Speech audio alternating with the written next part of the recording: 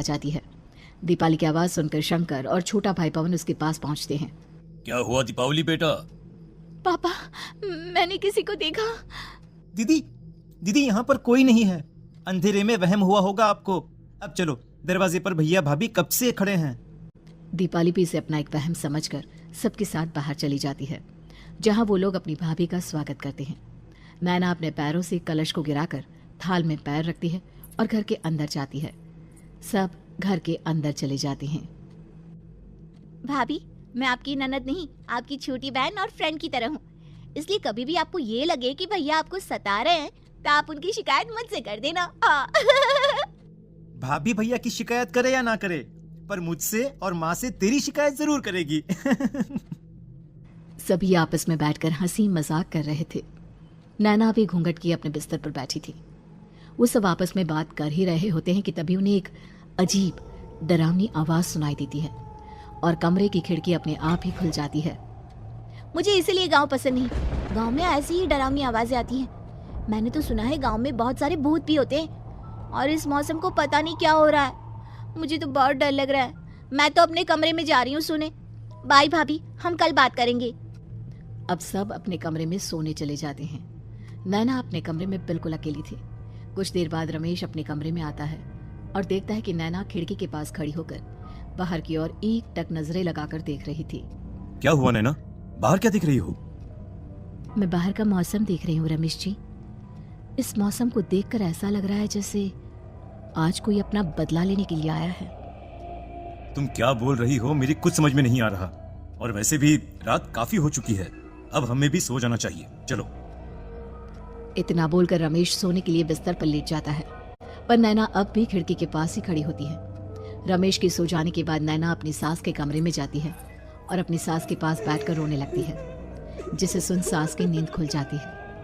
बहू, अरे क्या हुआ बहू?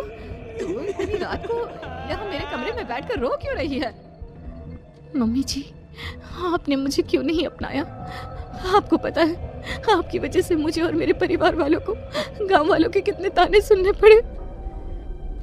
तू मेरी बहू नहीं है। कौन है तू? मम्मी जी, मैं आप ही की बहू हूँ। आपने मुझे अब भी नहीं पहचाना? इतना बोलते ही नैना की आंखें लाल हो जाती हैं। वो जोर जोर से हंसने लगती है। मौसम का रुख बदल जाता है। कमरे की खिड़कियां और दरवाजे अपने आप ही खुलने और बंद होने लगते हैं। देखते ही देखते नैना हवा में उड़ने लगती है और वो अपनी आंखों के इशारे से अपनी सास को भी हवा में लटका देती है। तेरी वजह से मुझे और मेरे घर वालों को ताने सुनने पड़े। तूने जो पाप किया है, तुझे उस पाप की सजा मिलेगी और अब तेरी इस गलती की सजा तेरा पूरा परिवार भुगतेगा। इस तरह से नैना बड़ी ही बेरहमी से अपनी सास को मार डालती है और आराम से अपने कमरे में जाकर सो जाती है। अगली सुबह जब घर वालों को कमरे में रूपा की लाश मिलती है तो उन लोगों के पैरों तले जमीन खिसक जाती है। कल तक माँ बिल्कुल ठीक थी, फिर अचानक ऐसा क्या हुआ रात को कि माँ हम सबको छोड़कर चली गई? सारी गलती मेरी है। बेटे की शादी की खुशी में मैं ही रात को घर वापस नहीं आया और चला गया अपने गांव के दोस्तों से मिलने। अगर रात को मैं अपनी रूपा के साथ होता तो शायद आज वो हमें छोड़कर न जाती। घर में शोक का माहौल पसर गया था, पर नैना को इस बात से कोई फर्क नहीं पड़ रहा था और ये बात कहीं ना कहीं पवन को भी समझ में आ रही थी। अब ऐसे ही कुछ दिन बीतते हैं और 1 महीने के अंदर ही अंदर शंकर की भी मौत हो जाती है। पहले माँ छोड़कर चली गई और अब पिताजी। क्या हो गया है हमारे घर को? पता नहीं किसकी नजर लग गई है। भैया, ये घर सही नहीं है। हम जब से इस घर में आए हैं कुछ न कुछ बुरा ही हो रहा है। हमें यहाँ से वापस शहर चले जाना चाहिए। जहाँ रमेश, दीपाली और पवन का रो रो कर बुरा हाल था, वहीं नैना अपने कमरे में बैठी आराम से मेकअप कर रही थी। दीदी, मुझे तुमसे कुछ बात करनी है। मुझे लगता है कि इन सब के पीछे भाभी का हाथ है। पवन, तो ये सब क्या कह रहा है? तू होश में तो है ना? अगर भैया भाभी ने तेरी ये बकवास बात सुन ली तो उनके दिल पर क्या गुजरेगी? तू भाभी पर इतना बड़ा इल्जाम कैसे लगा सकता है? दीदी, आप खुद ही देख लो ना। हम जब से इस घर में आए हैं सब कुछ बदल गया है। शादी से पहले नैना भाभी ऐसी बिल्कुल नहीं थी, पर अब वो किसी से बात नहीं करती। ज्यादातर अकेले अपने कमरे में ही रहती है और कभी उनसे बात करो भी तो न जाने कैसी अजीबोगरीब तरह की बातें करने लगती हैं। तू पागल हो गया है। आप समझती क्यों नहीं है दीदी? देखो ना, हमारे घर में मौत का सिलसिला शुरू हो गया है, पर भाभी को कोई फर्क नहीं पड़ रहा। वो अभी भी मेकअप कर रही हैं, आराम से खाना खा रही हैं। और दीदी, आपको पता है, जिस रात माँ की मौत हुई थी ना, उस रात मैंने भाभी को माँ के कमरे में जाते हुए देखा था। पवन की बातें सुन अब दीपाली के मन में भी शक पैदा होने लगता है और वो इस बारे में रमेश से बात करती है। रात को सब साथ में बैठकर खाना खा रहे थे, तभी कौन हो तुम? और तुम ये सब क्यों कर रही हो? क्यों सबकी जान ले रही हो? रमेश जी, ये आप क्या कह रहे हैं? मैं भला मम्मी जी पापा जी की जान क्यों लूंगी? मैंने कब कहा कि तुमने माँ पापा की जान ली? नैना, तुम तो मेरी पत्नी हो, तुम थोड़ी किसी को मारोगी। नैना, तुम नैना ही हो ना? रमेश की ये बात सुनते ही नैना खाना छोड़कर गुस्से में सबको देखने लगती है। नैना की गुस्से भरी आंख को देखकर तीनों भाई बहन डर जाते हैं। तभी नैना जोर जोर से हंसने लगती है। मैं तो हूँ आपकी पत्नी गौरी। गौरी का नाम सुनते ही रमेश के होश उड़ जाते हैं। आखिर कौन है ये गौरी? क्या है इस घर और घर वालों का राज? हमारे दोनों बच्चे एक साथ कितने अच्छे लग रहे हैं ना। हाँ, कितने अच्छे दोस्त हैं दोनों।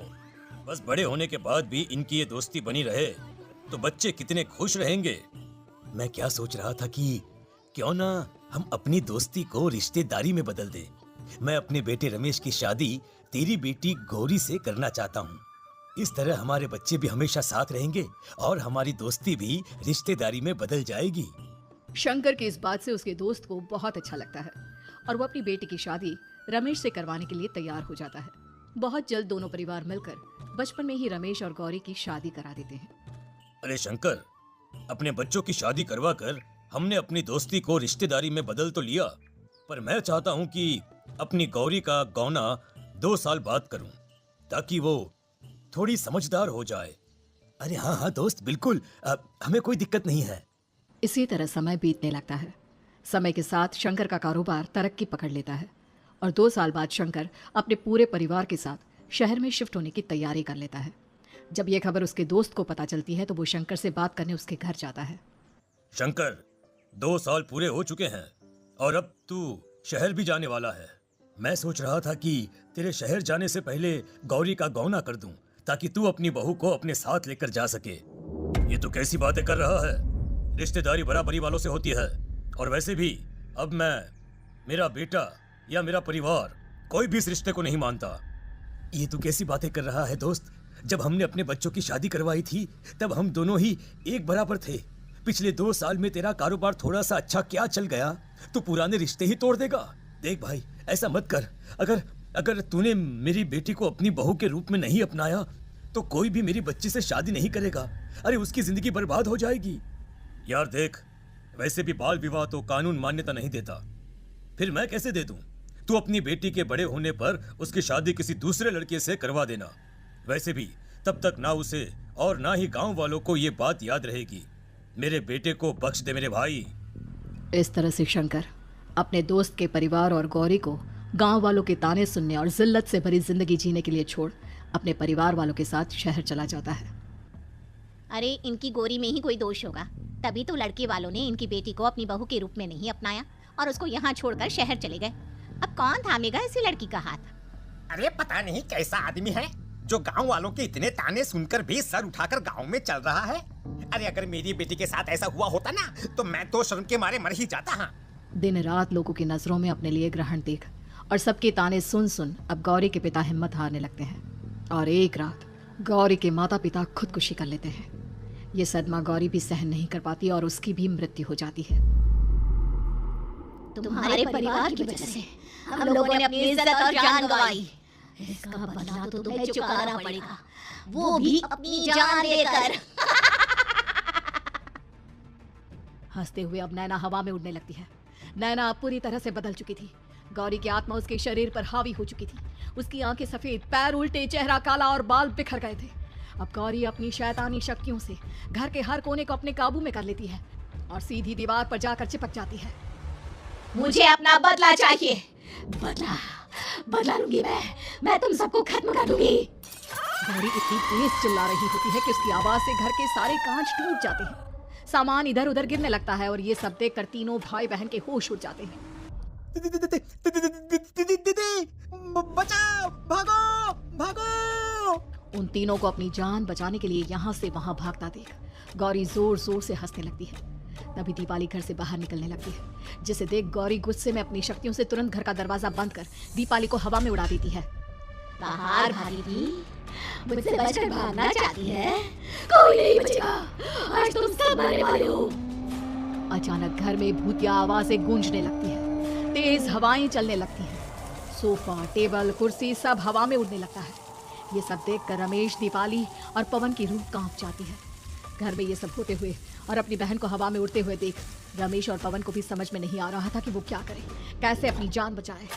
इतने में गौरी अपनी आंखें दीपाली की तरफ करती है और अपनी शैतानी शक्तियों से उसका गला दबाने लगती है।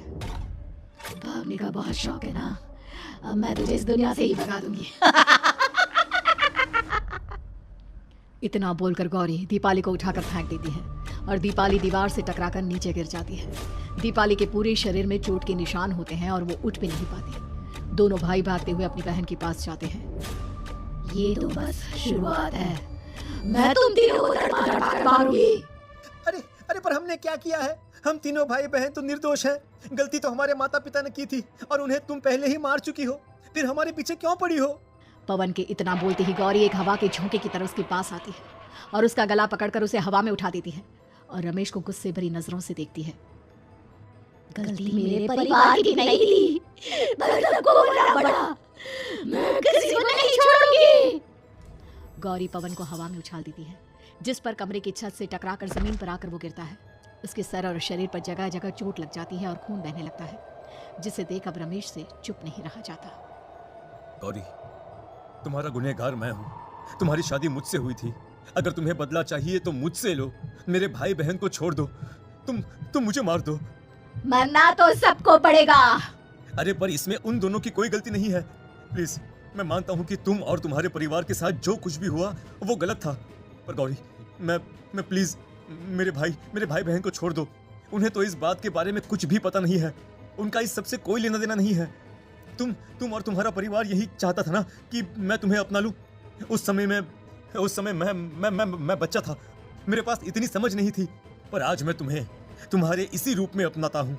मेरे साथ जो करना है कर लो, बस मेरे भाई बहन की जान बख्श दो उनकी जान। रमेश की ये बात सुनकर गौरी का गुस्सा थोड़ा शांत होता है। ठीक है, मैं तुम्हारे भाई बहन को नहीं मारूंगी, पर तुम्हें मरना होगा और तुम्हारी आत्मा को मेरे साथ शादी करनी होगी। मुझे मंजूर है।